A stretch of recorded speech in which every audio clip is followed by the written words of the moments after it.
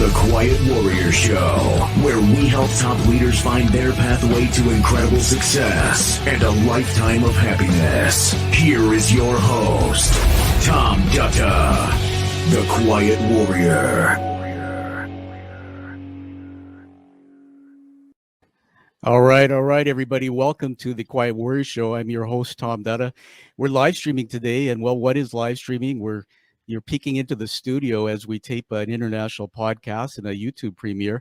We'll be bringing our guest out of the green room in just a moment.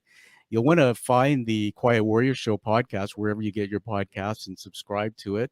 Also, click the button where you can subscribe to my YouTube channel. That's Tom Dutta YouTube, so you can get the notifications of the shows as they come out. This is the live taping, no holds barred, and we're going to have a lot of fun today. It is with mixed emotions, this show, and it touches my heart because of my personal stories. And the guest that's coming on has a lot of courage to speak to us today. I want to first of all tell you a bit about the depth behind Mike McCarthy. Mike has worked as a journalist in newspapers, radio, television for almost 40 years as a producer, reporter, and presenter. Man, some of his assignments have included covering the wars in Afghanistan, Iraq, terrorist attacks on the Boston Marathon, Canadian Parliament. I'm up here in Canada, touches my heart. Ottawa, the Manchester Arena in the UK, and his stories are wide-ranging.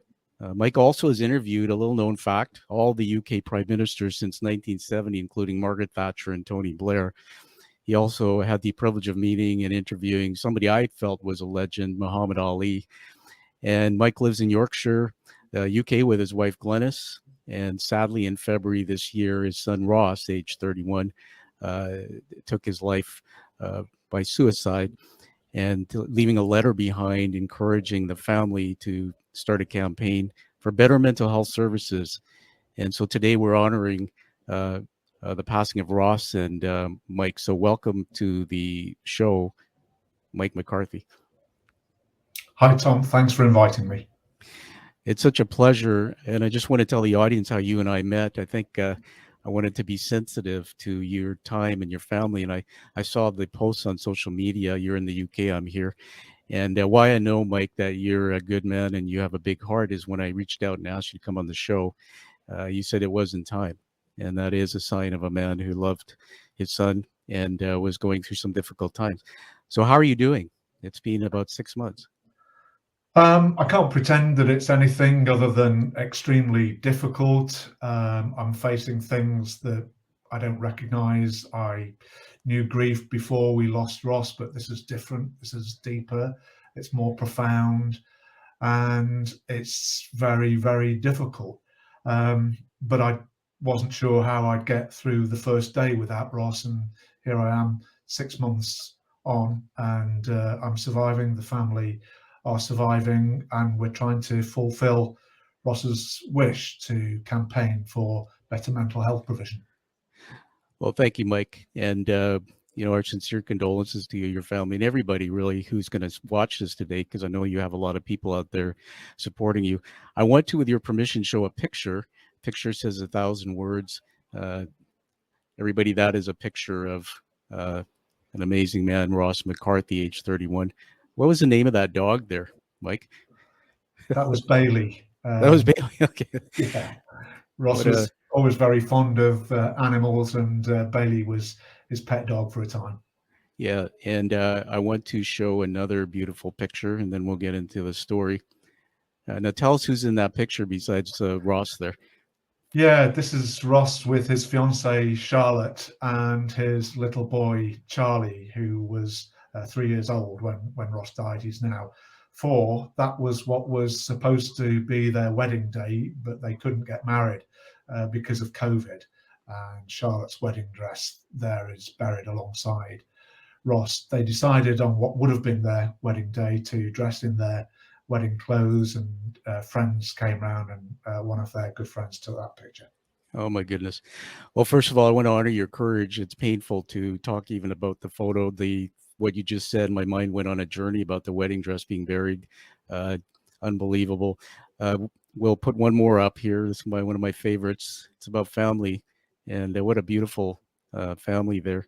And I guess Charlie must have been just a few months there, right? Or a year or so. Yeah, I think he's about a year old there, maybe just a little bit more. And that's my wife, Glenys, in the middle. And from the left, that's my daughter, Laura, and my other son, Tom. So we all as a family are going through this together. Yeah, it's amazing. I read some things in the articles off news from the UK, and there was a quote from Laura. She referred to him as something about a happy or smiling puppy or some boundless energy, apparently. So, Mike, let's get into the story. I know it's difficult, but I think you and I share a common bond here of trying to lift the stigma. Just take us back and get us into the death of Ross. Tell us the story. Go as far back as you want. I read that he sought help for anxiety as early as 2011. Yeah, Ross was a happy child. He was very happy at home, full of life, quite impish, mischievous at times, always the joker, always wanting to make people laugh. As he grew older, he became quite self-conscious and self-aware and started to suffer from anxiety and depression. He'd been struggling with severe depression for more than 10 years and fought what I believe was an heroic battle to conquer his demons.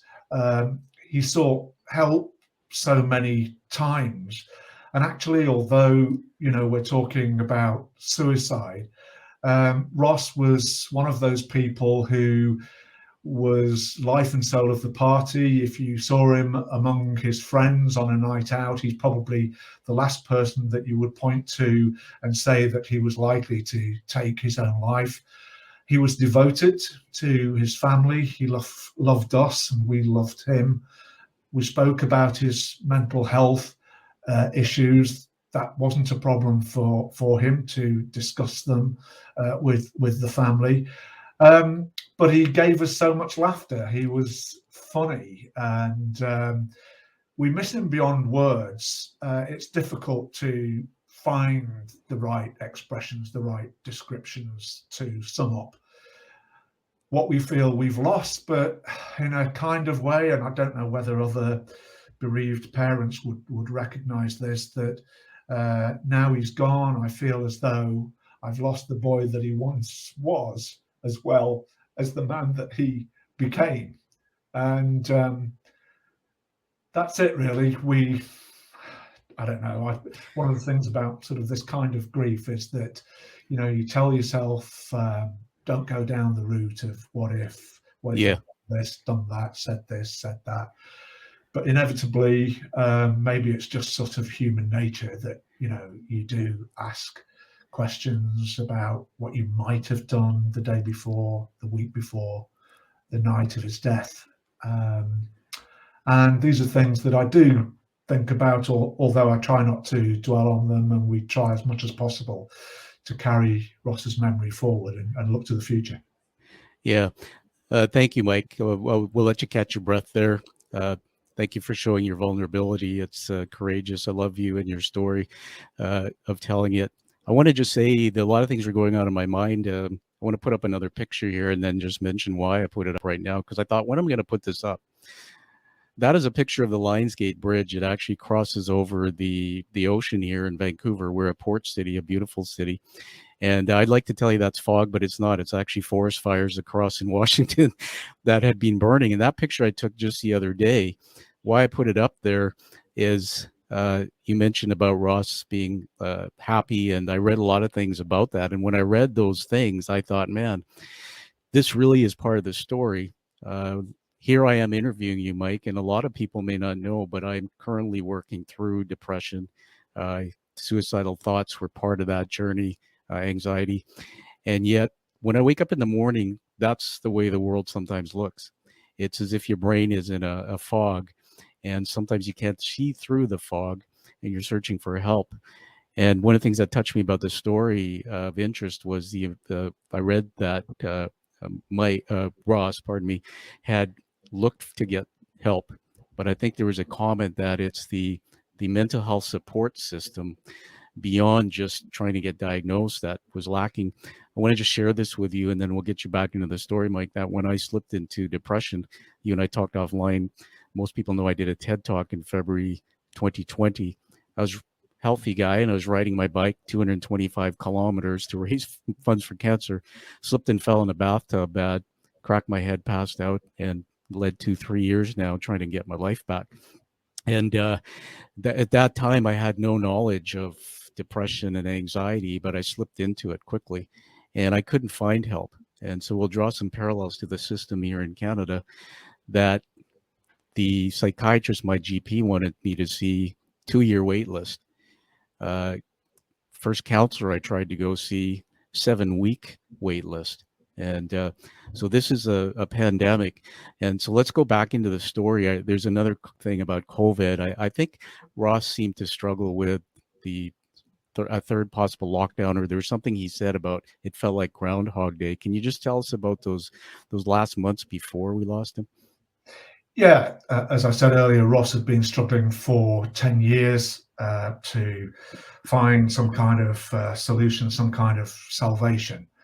And he found that he couldn't really relate to the counsellor who was provided for him by the health services here. And in the end, he decided to go find his own counsellor and pay for his own counsellor. And he found someone who he could relate to and who he kind of registered with.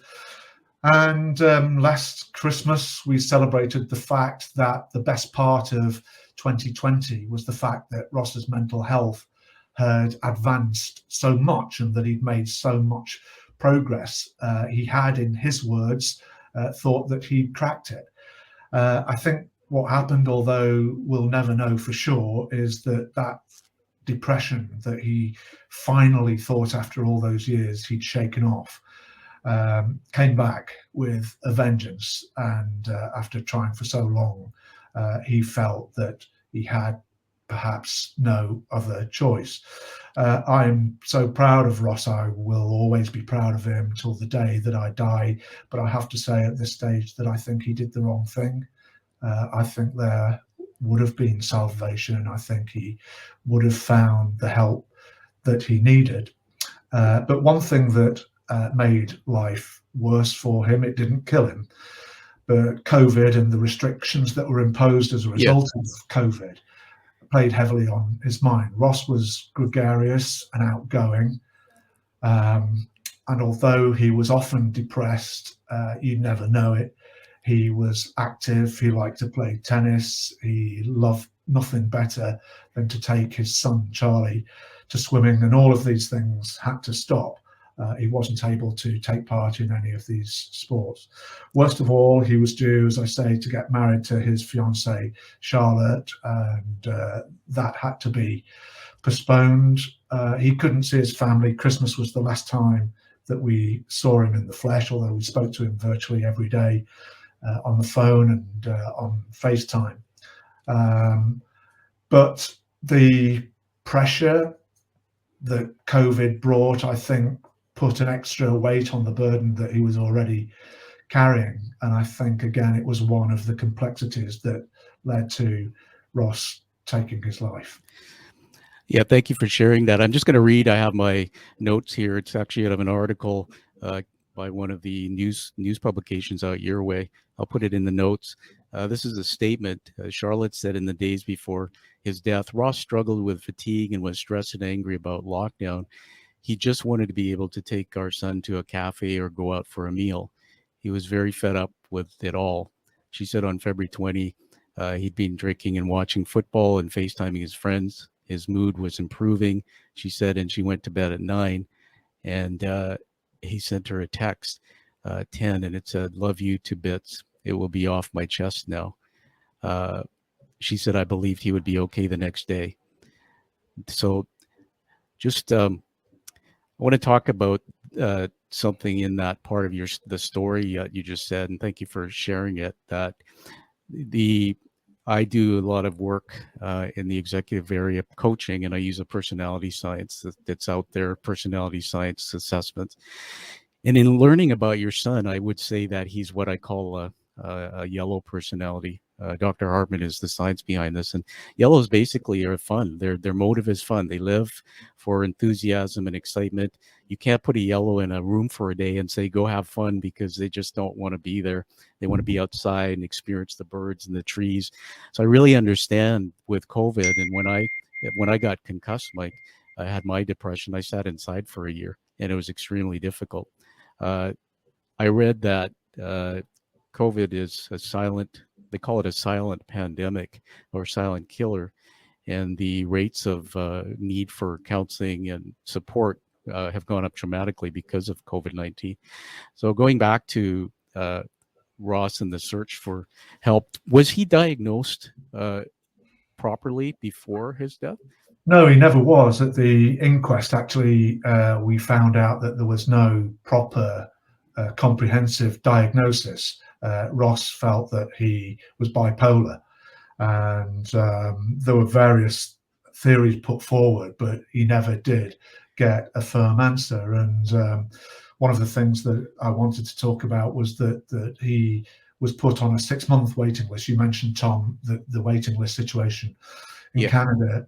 Ross was put on a 6-month waiting list, and wow. You know, to me, I regard what he was going through as cancer of the mind. It was, in effect, terminal. And I think that, you know, if someone had some other kind of terminal cancer, they would not be put on a 6-month waiting list. They would not be told to go away and come back in 6 months' time. And I'm sad. We're not angry as a family with anybody. We have a great health service over here, and there are thousands upon thousands of dedicated people working tremendously hard to do what they can. But I think that there are failings. I've spoken to quite a lot of people who are in a similar situation to us. Since we lost Ross, I decided to make it my business to learn what I could about mental health provision in this country, largely because of the request that Ross made in his letter. And I've found that many people have been through a similar experience where they have been suffering depression or anxiety, some kind of mental illness for a long time, and have waited so long for medical help that they have eventually ended up taking their own lives. And I've also spoken to people who've been saved purely by chance when they were going to take their own lives. And it's pretty much conclusive to me that the vast majority of these people have found some shortcomings with mental health provision in the United Kingdom. Yeah. Well, you know what, Mike, you're a nice guy and you're very polite. Let's go there. I'm going to do the mini rant because that's why I wanted to talk to you, because of my own story. It gives me a chance, and that's why it's a blessing. Ross has given me an opportunity to shine the spotlight on this topic yet again. And so I want to honor him. That when I was telling you, I fell and slipped into depression. I also had anxiety. Now, what I know is the clinical diagnosis of depression. I'm not a doctor, but the way it was told to me is 2 weeks or more of sadness without a trigger. So the way our brain works, from what I've learned from my own therapy, is you have a trigger. So if I think about Ross, that's a trigger. That triggers a thought. The thought can be positive or negative. The brain cannot have both at the same time.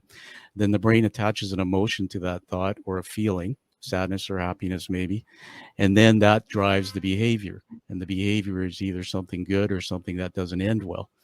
So so here's my quick journey. When my GP finally said that you need to go see a counselor, I found a counselor, and I had a 6-week wait to get in. Now, Mike, I could have been sitting at home wanting to hang myself, and I was having some pretty shitty thoughts. 6 weeks, I said, are you kidding me? I'm a CEO. I mean, I have access to whatever I want when I'm building my company. When I was in the corporate sector, it just costs money. 6 weeks. When I finally get into a cancellation, I won't name names, and I'm sure that this individual had skills. I went to a room for 8 months and sat, and this is the way it was. Dimly lit room, nice environment, and I talked. And all I did was regurgitate and bring out all of my worries and concerns. I went from a CEO to a night stalker stalking produce at Costco. I walked in there feeling shame. I had felt I had let my family down. My income dropped. I was on the verge of not being able to even pay some bills.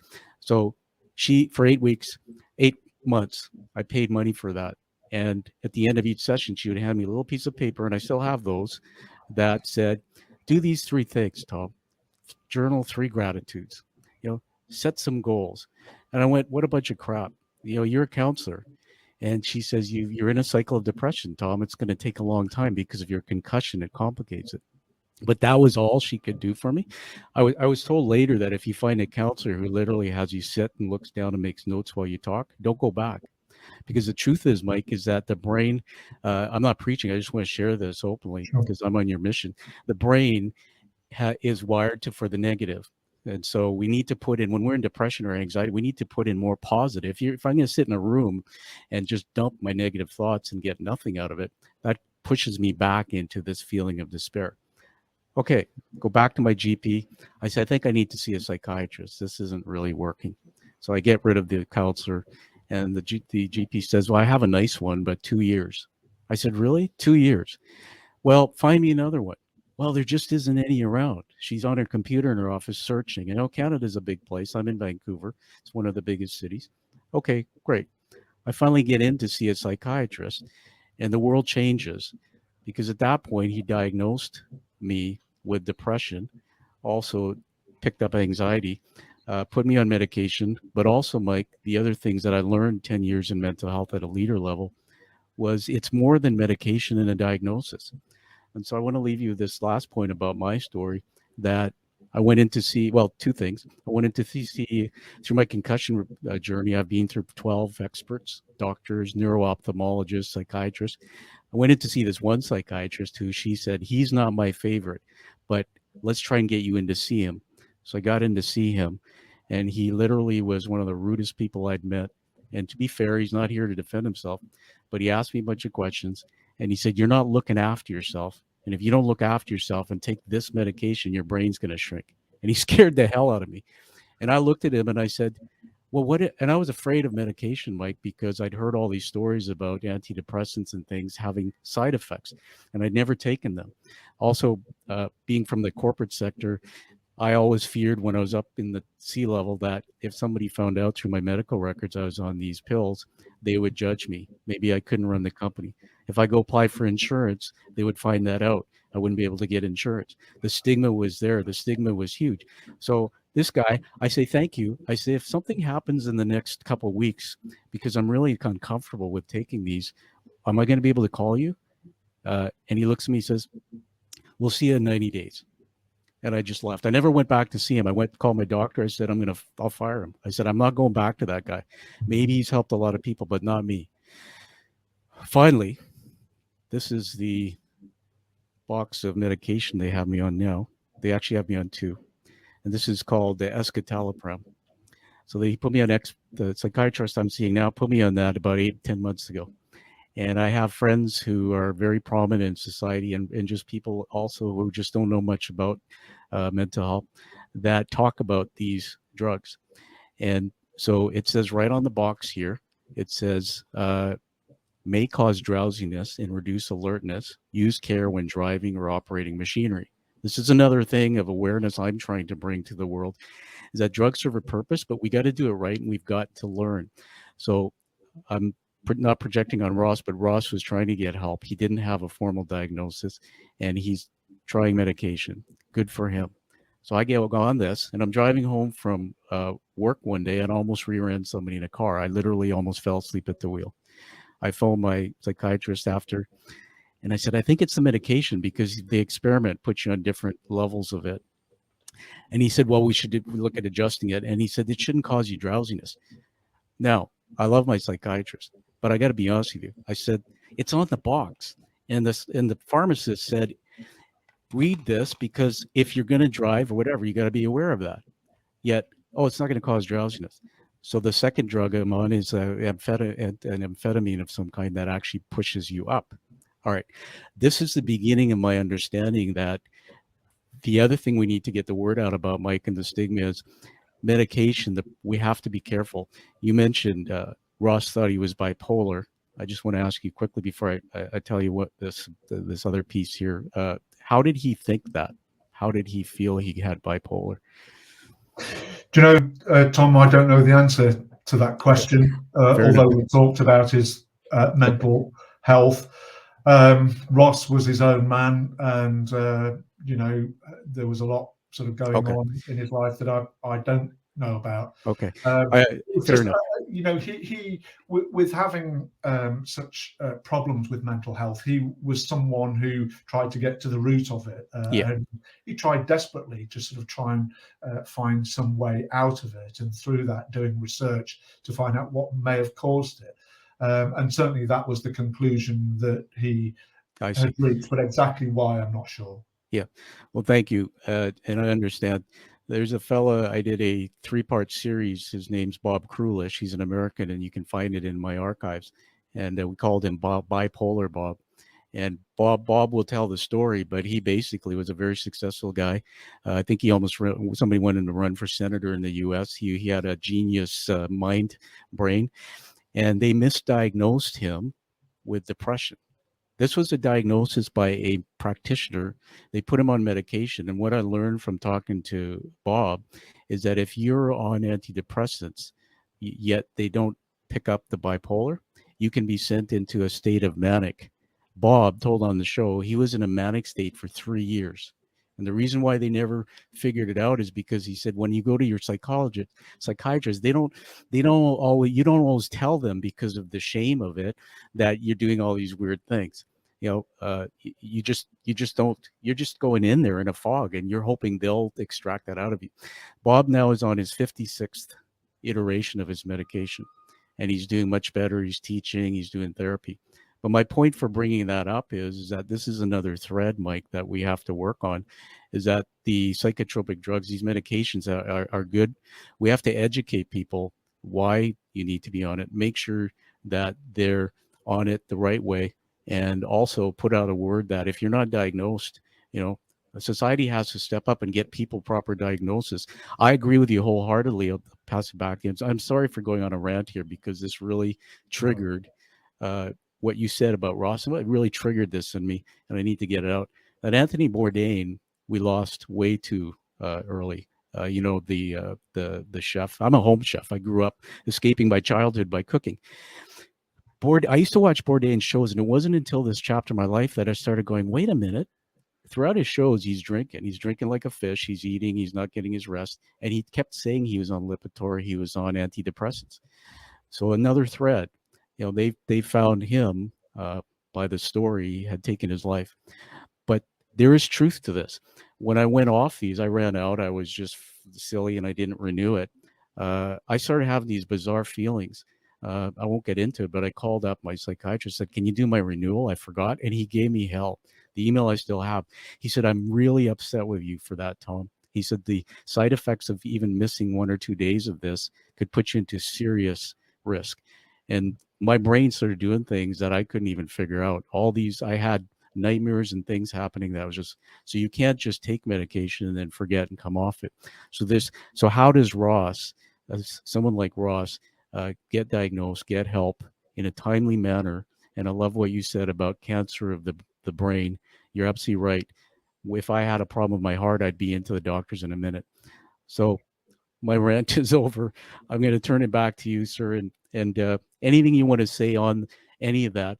What are you trying to do now, raising awareness? What do you think is what's broken the system, or anything? Where do you see the pathway to maybe making some inroads? I think there are many points there, Tom, and I think first of all, returning to the subject of just simply talking about mental health and suicide. I think it still lurks in a dark corner, and many people want it to stay there. I respect that everybody has a different way of dealing with sensitive subjects like this and with grief. Within my family, for example, there are people who don't necessarily want to talk about suicide, and I have to respect that. This is just the way that I feel, this is my own personal opinion. I'm not an expert. I'm not a doctor. I'm not a therapist. Until we lost Ross, I knew very little about mental health. I still don't know that much, but I know a lot more than I did when Ross left us. So that's the first thing. Despite everything that I've said there, I do believe that sunlight is the best anesthetic. As a journalist for 40 years, it's been at the core of what I've done. I've often had to speak to people in moments of trauma themselves, and you mentioned some of the stories that I've covered over that 40 years or so. So I think, expecting people to speak to me and to record interviews for television or whatever in a situation like that, I cannot then be quiet about what I think is a real scandal. And thank you for describing me as polite. That may or may not be true, but I do know that it is a scandal. I have no hesitation in referring to it as a scandal. I think the amount that we spend on mental health is woeful. The amount of attention we give to mental health is woeful. The parity of esteem, if you will, that we give to physical illness as opposed to mental illness just is not there at all. There is no parity. If you go to hospital with cancer, you know where to go. There's an oncology department, there's a urology department, there's a maternity department, but go there with mental health problems and the situation suddenly becomes far more difficult, far more messy, far more unclear. And I think we've got to get away from this Victorian attitude that we have towards mental health. I think we've got vast improvements that we can make, both from recognizing the various conditions associated with mental health, talking about those conditions and providing the right medication and whatever treatment is necessary. You made the point, Tom, and it's an extremely valid point, that you could go to hospital with a broken arm and receive far more attention, far quicker attention. I, for example, at the moment have a slight minor issue with my nose. I've got to have an operation, and when I go to the hospital, there's a consultant there, there's a nurse there. Every time it's the same group of people, they have my records. And yet, having spoken to all the people that I've spoken to on Zoom, on the phone, wherever, around the world, people are saying the same thing. I was amazed when, in the early days after Ross took his life, I went on LinkedIn, a business platform, and put on a post about the phrase commit suicide, because I'd heard even mental health professionals using that phrase commit suicide. And as most of us know now, I think, it's outdated because it relates to a time when suicide was considered to be a crime. Ross may not have done the right thing, but he never committed a crime. In this country, the illegal status of suicide was lifted in 1961, 40 years ago, 40 years. And here we are still using the phrase commit suicide. And my feeling is that if we can't get to grips with that and we can't address that, then what hope have we got of going to the core of the problems, which is really lies within the health service. And I can't stay silent. I can't turn my back on the people who I've spoken to who have tried to take their own lives, to the mothers and fathers who've lost daughters and sons, who all say the same thing, that they feel that the mental health services let them down and let their children down. In this country, suicide is the main killer of young men under 45, not cancer, not road accidents, not drugs. It far outweighs, in terms of the statistics, those kind of other issues. if that's not a pandemic, I don't know what is. In a few years' time, when hopefully COVID will be a distant memory, suicide, tragically, I believe, will still be there. The figures are not going in the right way. They haven't been going in the right way for many, many years, for a generation. Actually, they rise and they fall, but basically, there hasn't been an improvement. Where's the discussion? Where's the political discourse? Where's the debate in Parliament? Who are the politicians who are trying to highlight this? Yeah, they exist, but I'm not sure where they are. When I posted that simple post about the phrase committed suicide, I thought I'd get a few comments maybe. Yeah. It's a business platform after all, and a post about suicide. Who's interested? I actually got more than 750,000 views. Yeah. And I'm Amazing. still dealing with the backlog of people who message me directly, and I do intend eventually to respond to them all. Yeah. But of those more than 750,000 people, there was one politician, just one. Yeah. Yeah, that's amazing. I've got to go find that post. And everybody, this is a teaching moment from Mike about suicide, and we need to have the conversation about the numbers. Mike, research shows that, and I talked about this on another show I did, that 80% of human beings have some form of trauma, and trauma is just unresolved things that happened in the past that are not good. 80% of society. If you talk to Oprah Winfrey, it's 90%, which is probably more like it.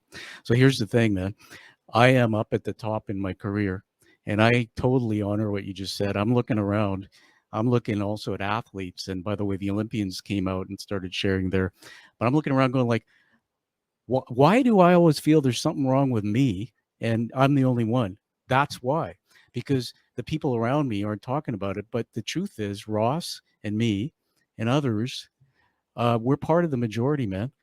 We're not the minority. And 10 years ago, I wouldn't discuss this. Here's a simple thread from my TED Talk. You asked me about my TED Talk earlier. When I drafted the speech with a coach, I sent it out to 10 of my CEO buddies. And I don't want to throw anyone under the bus here. I got back lots of support. And then this one guy said, have you ran it by your peer group, your CEO peer group? Have you ran it by those that you're coaching? In other words, what would people think of you because your livelihood is coaching people how to be stronger mentally? What would they think of you, Tom? And I went into this gut punch, a tailspin, and it really bothered me. And that proved to me, and I said to my coach, I can't get past this because this guy I know, and he's a friend. She said, your talk's right on, Tom, because you poked him. You poked him where it hurts. You poked him where his real pain is. And so now more people are coming out of the woodwork to talk about it. I called out on my TED Talk, Mike, and I know you've seen it, the top level of business. And so I'm on a mission to start there. And so we'll collaborate. But here's the thing. There was an article that Walmart put out a while ago. And it was an article that said they were looking at putting in clinics, mental health clinics in their stores. Beautiful idea. Read the whole article. And now when I look at articles, people ask me to look at them to find the gap because I see it through a different lens. I say, you know what's missing there? Because they said in the article, it's a good thing, but I wonder if people shopping in Walmart would be seen walking into a clinic. It's like, who cares?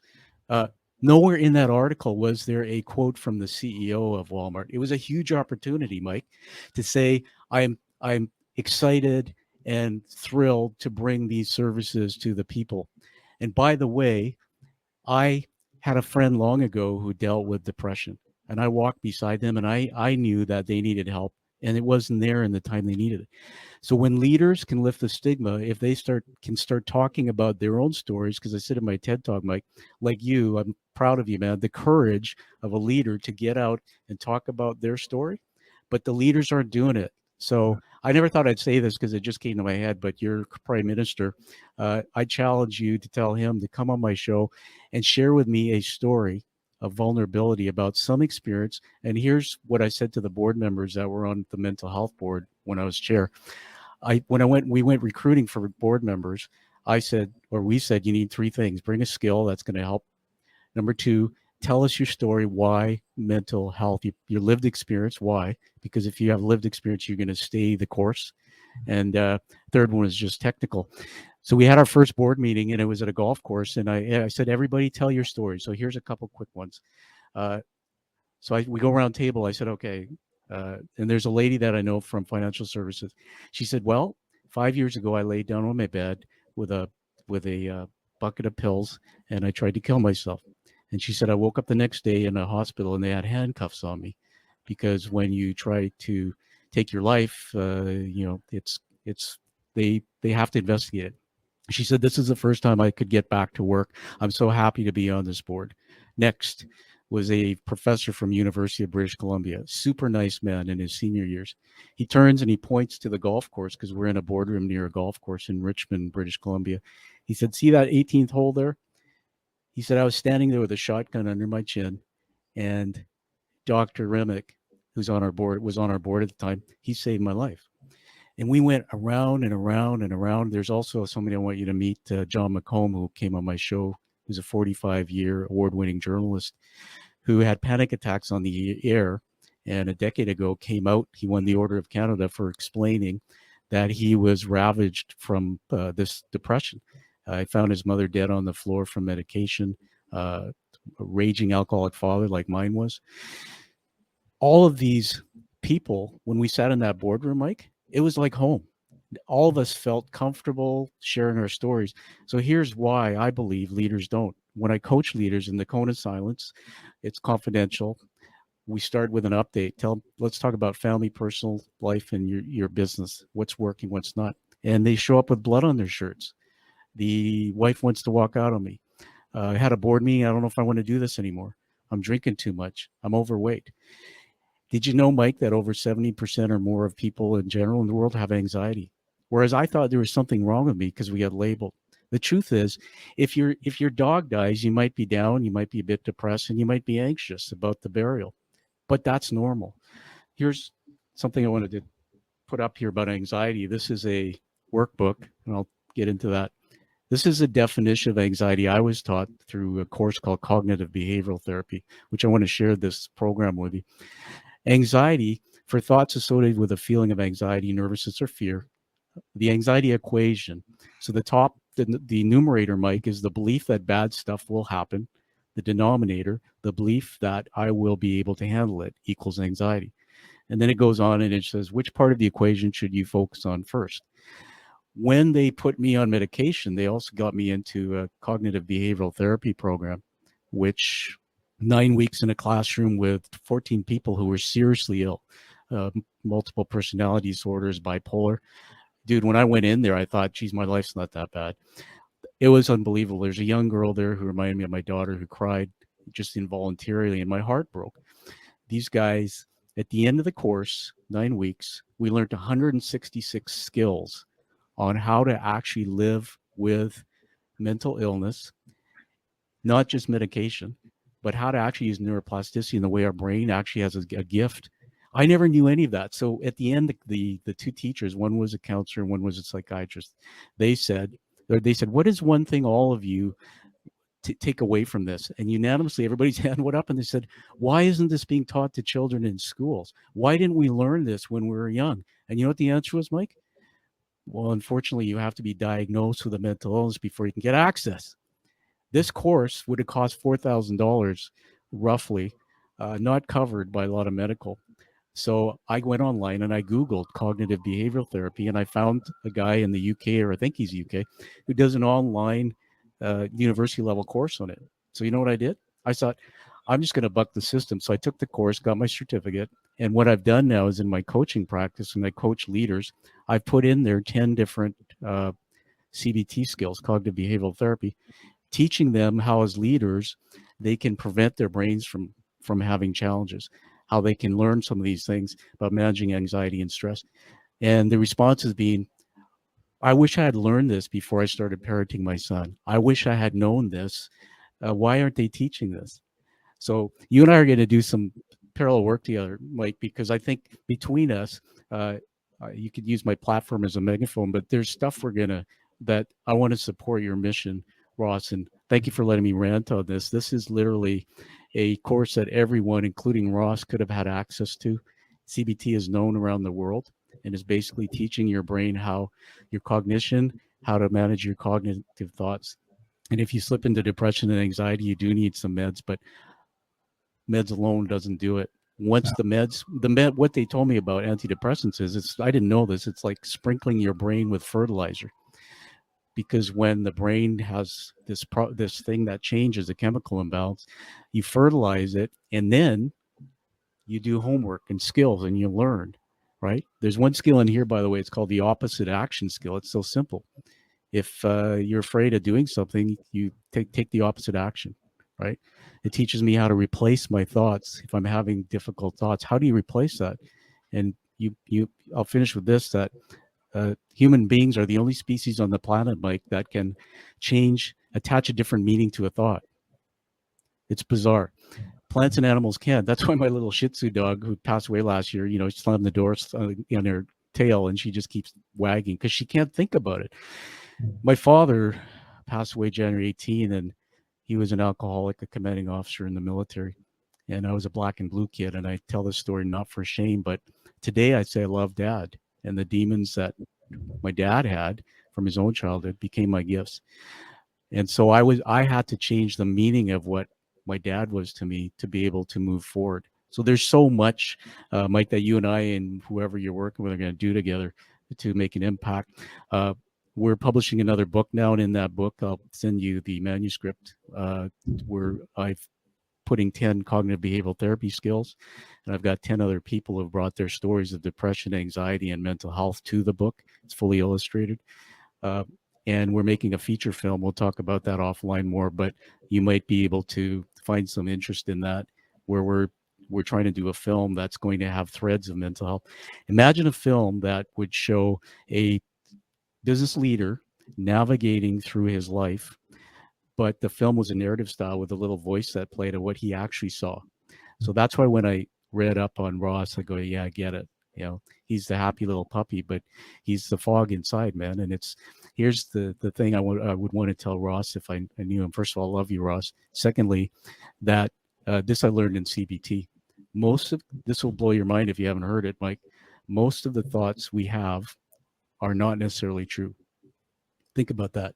As a journalist who's talked to a lot of people, most of the thoughts we have are not necessarily true, because most of the thoughts are put in us by what we bring in through our senses into our subconscious, and a lot of it's not true. So if somebody said you're fat, you're ugly, my dad used to say things to me, you're not good enough.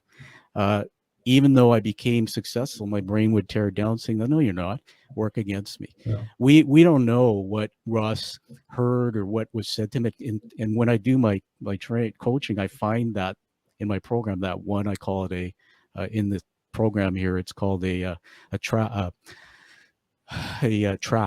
like on a vinyl record. All of us, including you, maybe when you dig and you do this type of work, you have one or two tracks on your vinyl record in your brain that overrule your life. Some of the common ones are, I'm not good enough, right? Things never work out. I don't look good enough. So when I think of people like Ross and when I discovered that, the thing I was thinking over and over in my head, Ross being, he wrote that note about Charlie, you can tell us about not having flaws. And I love what somebody said, it might have been you, is that how did Ross start thinking he had flaws? When I read that, and you can talk about this when I give it back to you. The point is, probably because of something that was put in his head that he couldn't control and it took over. The good news is, and I think you're right, if he hadn't been in that frame of mind at that point in time, maybe he'd still be here today. I'm going to give it back to you on the last thing I want you to talk about, Mike. This has been a great hour with you, and I appreciate the time. Is going forward now, talk about self-care, and you've got a family that are going through grieving, and yourself. What are some of the things that advice to others who might go through this journey that you all are doing just to take care of yourselves? First and foremost, thank you, Tom, for your wisdom and insight. There's so much there. that means so much to me, and Well, I can relate to, and that I can relate to Ross and his life. But from my own perspective, I think just talking to people, and as a journalist, sometimes I used to, worry about what I said to people. I think I may have mentioned this. Speaking to people in situations of trauma, and I used to wonder about what I could say or do to make them feel any better. Was there anything at all that I could do, or should I just go in and do the interview and leave it at that? But what I've discovered over the past 6 months, and I think what the family have discovered, is that it does make a difference, that there are people out there who are going through the same kind of thing. Tragically, there are hundreds of thousands of us around the world. So desperate though it is, you're not alone, and people are willing to talk to you and share their experiences with you. Again, going back to the LinkedIn post and the 750,000 views, it made me realize that there's an avalanche out there, almost pent-up avalanche, waiting to talk about mental health, wanting to share their stories, wanting to break down the barriers and break down the stigma. So that support is out there, whatever you may think in terms of the lack of discussion and debate and all the rest of it. The support does exist, and it's not going to bring Ross back. We have to accept that. Nothing will ever bring him back, but it made me feel like people had got my back, and people like yourself, Tom, when you reached out, along with so many others, it made me realize that it's a good world. There are some good people, and there are people who are willing to support you and invest in you, who very often don't even know you. Yeah. And that's been very, very important to me, and going forward, I think I've come to accept that I'll never get away from the what if kind of mentality, no matter how hard I try. But I try also to remind myself that it was the illness that took Ross. It was the illness. It wasn't a bad background necessarily, or not at all. In his case, it was, as I say, it was a sort of, he had a happy childhood. We were a close family. We're a loving family. We loved him. He loved us. We know that. So I have to sort of try, despite these maybe natural sort of human instincts, I have to try to remind myself that, the illness is there, and as a father, I couldn't do anything about it.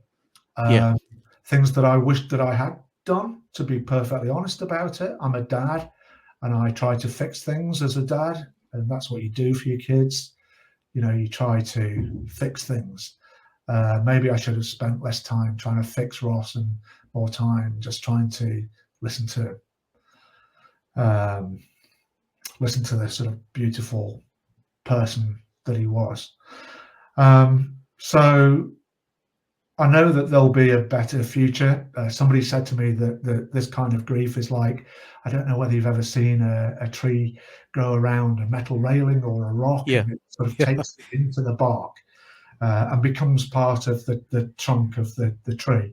And that kind of resonates with me. I think, it's there. It'll never go away. It'll be part of me, and it'll be in the core of me, but I will grow around it. And if this life, to use a cliche, if this life is a journey, Ross may not be with us any longer physically, but he's still part of our journey, and I know that he's going to go forward with us. That's important, that he's still very much a part of this family, and will always be. And although we miss him desperately, we'll never ever forget him, and we remember him with such huge affection. Ross, there's another picture of Ross up there. Everybody, we're talking to Mike McCarthy about the loss of his son to suicide in February this year. He was 31 years old. Mike, in the last few minutes, not that you aren't real, this is a teaching moment. I want to share that when you become emotional like that, you become even more real. And it makes me say it's okay to say you're not okay. I want to give you a couple of things about self-care that I learned, if I can share this. You can look up the book, Giving Grief Meaning. And I did a radio show with a lady named Lily Dulan, Dulan. And she wrote this book, and she lost her daughter at 2 years of age to SIDS on Christmas Eve. And she researched, she's a healer, and she came up with something called the name work framework. Now, the reason why I'm sharing with you is because I applied it on my father's death, and it changed my thinking. So my words of my dad, when I thought of my dad's name, his name's Ashok, A-S-H-O-K. My parents are from Fiji. My grandparents, India. I was born in England, came here to Canada. I used to think these were the words I defined my dad by when I was angry and hurt from what he did. Alcoholic, raging drunk, sloppy drunk, womanizer, and on and on and on. And so what she said is, she said words and things define the world around us. Remember, I was saying to you that in my therapy I did, your brain basically has thoughts. That's all it is a thinking machine, and you can control what the thoughts are. So you have a choice. So I took the name Ashok, A-S-H-O-K, and she said, I want you to assign, she did this live on my show so you can watch it. She said, I want you to, we will together assign a characteristic or a trait to each letter that puts your father in a light where it changes the way you feel. So I came up with this, A for author. My dad wrote a book. He was a technical trainer, electrician, and he taught at our technical institute. I forgot that because I hadn't seen him all my life. A for author. H was hero. When my dad died, I made a connection to him 3 months before, and then he died of a heart attack. And he was 22 years in AA, dry of alcohol. I think my dad struggled with anxiety and depression from his own childhood because his father was an alcoholic. And so S8, when we did the funeral, people came up after I didn't know and said, your dad was a hero. He used to talk to us. He helped my daughter. My dad was doing meditation groups and all these things I didn't know. So H for hero. O for omnipresent. She helped me with this one but through the work I do as a thought leader, I want my dad's story, a happy one now, to be everywhere. And then K, S-A-S-H-O, K for karma, because dad always used to say, don't ask for anything, work hard, it's going to come back to you. And that's what he did. He worked very hard. So now when I say the word Ashok, just think about this. I'm going to say Ashok, and then that's going to trigger you. You're going to think about Ashok was an author, told stories and helped many people. Ashok was a hero. He helped save people's lives. Ashok was omnipresent. He lives in me. I love him, and he's everywhere through me. Ashok is karma, because it always comes back to you when you think positive thoughts. Now, how do you feel? So I started doing meditation and those affirmations just on my dad's name, and today, that's all I think about. So try that with Ross, and it might make a difference for you. Anyway, I had a video I wanted to play, but I think, Mike, we probably are used up most of your time. It's about 3 or 4 minutes. Do you have a few more minutes to put that on? Of course I do. Yeah. Because I'm going to connect you to Dr. Ron Remick, who actually you'll see in this video, who's actually my psychiatrist. But 12 years in 2012, they came up with this rapid access model that got the attention of the Canadian government. They brought it to the Mood Disorders Association of British Columbia, where I sat on the board, and we actually implemented it, and we changed the wait time for access if people were having a mental health situation from months and years to literally days. The biggest challenge we ran into over time was funding, but the model is amazing. And the only reason I got in to see a psychiatrist is because of Dr. Remick. I had that relationship. Otherwise, I might still be waiting. So I want to play that video. We're going to watch it together for a few minutes. I'll send you a copy. This everybody tells you why I believe that Mike and his family and Ross's wishes are on the right track. So just stand by if I can remember how to do that. I'm going to share my screen here. Share screen. All right, we're going to go to, there it is. All right. So I'm going to go back and put Ross and I, there we are. So we're together on the the screen, and let me just start that.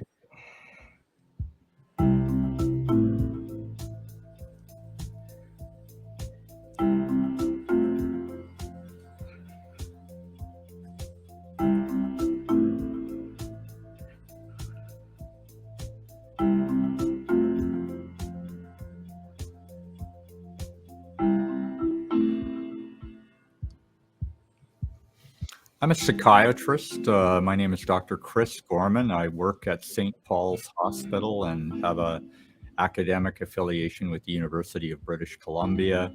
I've been a psychiatrist for 27 years. Started out in Calgary at the Foothills Hospital. Spent the last 4 or 5 years in San Diego, being part of the University of California, San Diego campus there, and then came up here about 3 years ago to resume working with Dr. Remick. My name is Ron Remick. I'm a psychiatrist. I have been practicing here in British Columbia all my career as a psychiatrist, which has been for 34 years. I think in terms of psychiatric care in British Columbia, the biggest concern or problem that I see is access to psychiatric care. Patients just can't get in to see a psychiatrist for an evaluation or an assessment. Typically, it takes 5 to 6 months, which is unacceptable. It's just far, far too long to have an evaluation. It's been the same challenge that seems to be getting worse over time. People being able to get seen at all, or certainly to be seen early enough. Studies suggesting that if you treat depression within 2 weeks of the referral, the outcomes are considerably better than if people have to wait longer. And then once patients are in care, having resources available so they can get the treatments that are being recommended. As a specialist, we are typically, the way patients get to see us is they're referred by family doctors. And there have been research here in British Columbia showing that many family doctors have just given up even trying to refer for a psychiatrist. It's far too long. And so they make do, or they do the best they can. Clearly, they have some questions or feel uncomfortable that this is out of their comfort zone or their expertise. That's why they want a consultation, and they may or may not be doing the right kind of treatment. And that was why we started this clinic, essentially, was to see if we could make a dent in at least increasing access to care initially, but then ultimately to provide care so that people could get better quickly and get back to their lives. The concept is to see people with similar medical disorders, what are called homogeneous disorders, in the same venue, because it's much more efficient than seeing 6, 8, 10, 15 people, one after another individually, giving them the same medical treatment, giving them the same advice, answering the same questions to them. We thought that mood disorders and anxiety disorders, mood disorders are depression and what used to be called manic depression or bipolar illness, and anxiety disorders, generalized anxiety disorder, panic disorder, obsessive compulsive disorder, are very similar disorders. They're homogeneous disorders, and the treatment, the biological treatment or the psychological treatment, is very similar for those types of disorders. So we thought that by seeing these type of people in a group setting, we would be able to be much more efficient. And indeed, if we see 8 to 10 people in a 1-hour group where a psychiatrist typically sees individually a patient for at minimum 30 minutes and sometimes 45 or 60 minutes, we'd be 4, 5, 6 times more efficient. And we'd be able to offer the same kind of direction in terms of treatment in a group setting. one of the concerns that many patients have is they're anxious, and if you're depressed or anxious, you feel vulnerable. So it's hard to go into a group of people. You've never met these people. You don't know what they're going to be like. Will they breach your confidence? And they may bring you down. Patients will say, well, I'm already depressed, and if I sit in a room and there's somebody else that's more depressed, that's going to bring me down. And we know from research that the capacity. What we're going to do is just we're going to stop that video. Hold on, Mike.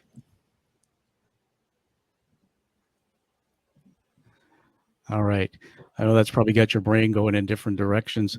It's about a 7-minute video. I'll put it in the show as an addition. But the good news is that I've been on a mission because of meeting Dr. Remick, and really because of my interest in just knowing about mental health. My younger brother has Tourette's syndrome, which I think was triggered by the violence in my home when my dad drank. That there's a model out there, and there's a will to change the system. I want to ask you one more question that came to my mind, if you'll honor us with a couple more minutes, about culture. Mike, from being at the top in my career, there's a program in Canada called the Best Managed Companies Program, and they have a scorecard. And to win it, if you're a CEO in a company, you have to fill out a scorecard. Most leaders, whether you're an entrepreneur, self-employed, top leader, prime minister, journalist, if you're involved with people in an organization, you own culture. So you own the culture. And everything in business, they say culture trumps everything else. So in my TED Talk, I talked about creating a courage culture. So it's okay to say you're not okay.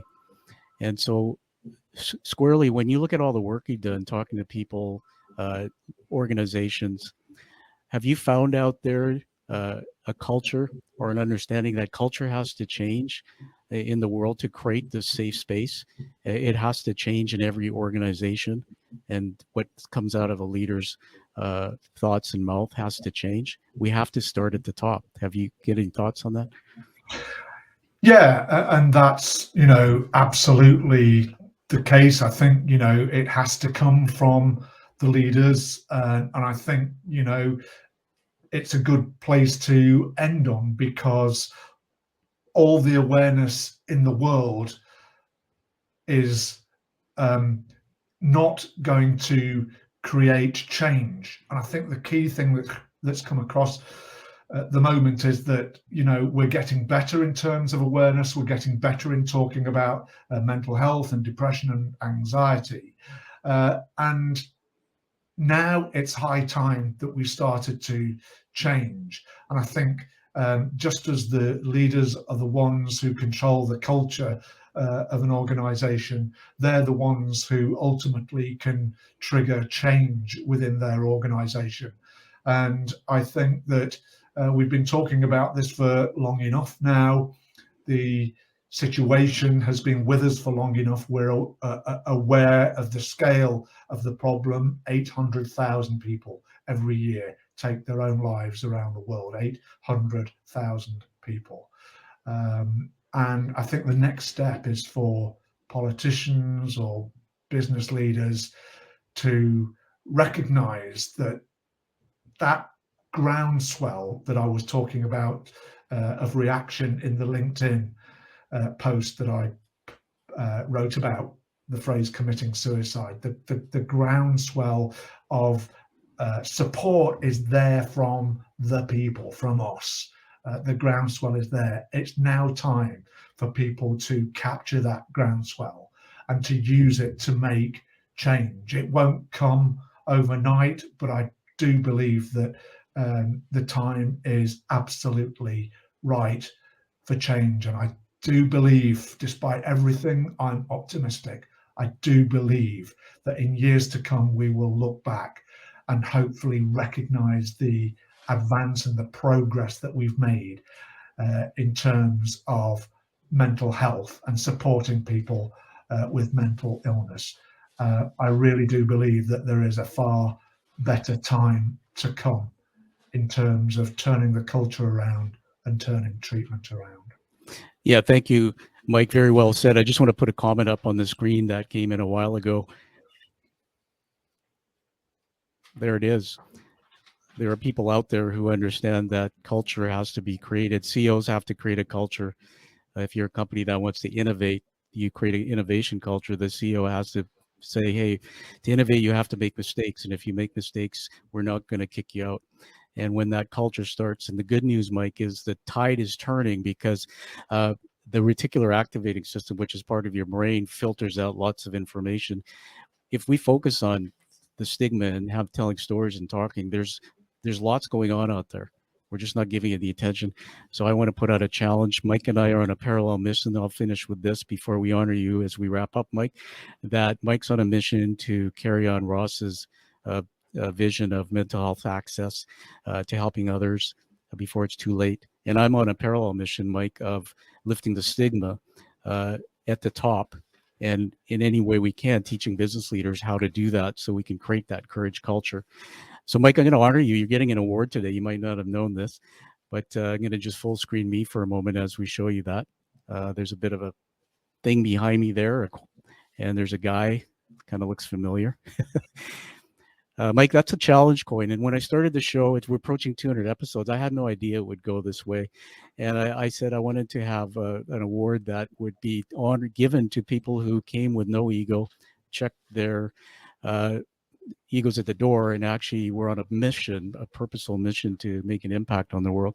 Challenge coins were started in World War I. They were carried by soldiers to commit community.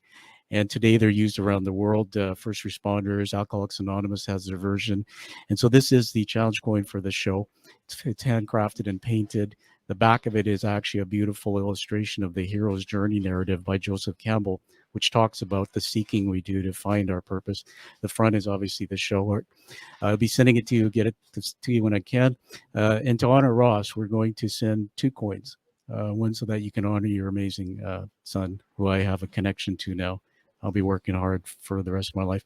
By receiving this, you continue to keep doing what you're doing. Never stop telling your story until we succeed at lifting this thing and finding rapid access. Congratulations. Tom, thank you. I'm humbled and honoured by your award, and I'm full of strength and inspiration from our discussion. Thank you so much. You're welcome. So everybody, find that true passion and purpose like Mike did. Sometimes it doesn't always come in a nice way, and live with that true purpose and live the life that you deserve and desire and make an impact.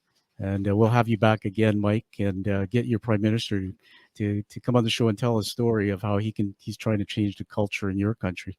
And I'll work on that. I'll work on that with Justin Trudeau, and maybe we'll do it together. All right. Stand by while we wrap this show up.